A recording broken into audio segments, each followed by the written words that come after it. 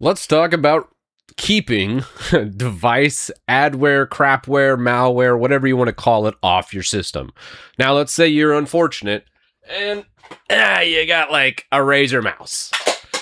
If you got that piece of crap plugged in, it's going to pop up Razer. Now, I've made programs in the past that block this type of thing, something called Block Razer if you want to see how this is done. But also, let's say you have an LG monitor. Now they're installing adware covered by Gamers Nexus. And then you also have just Logitech stuff, like I got a Logitech mouse here. Yeah. Well, it also likes to try to pop up to install software. Logitech software is not awful. No, it's pretty bad. But regardless, it's annoying to do this. So if you launch my toolbox, which just went through an update, I need to do a video on this. I've just been busy doing software stuff.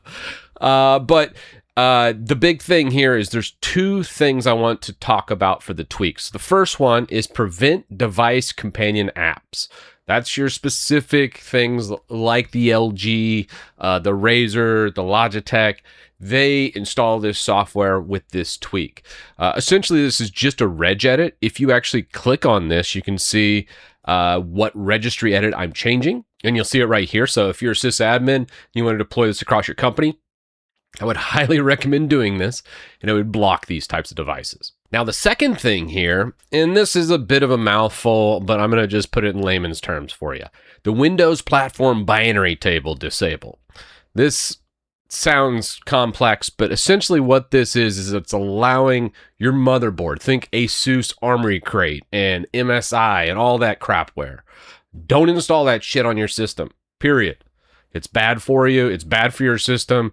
It does nothing except introduce more latency for you and cause more problems. So please do not install this manufacturer crap. Also disable it, because this is actually can be exploitable. In ASUS's case, this was exploited just this past year. So disable this as well. This allows manufacturers to load, specifically motherboard manufacturers in the case of ASUS, would load these things before Windows would even finish booting up. So disabling this binary table is also a very good thing. Again, if you want to deploy this across your network, you would disable it from this registry key as well. So even if you don't want to run my toolbox, make your own tool. I don't care. GPT that shit.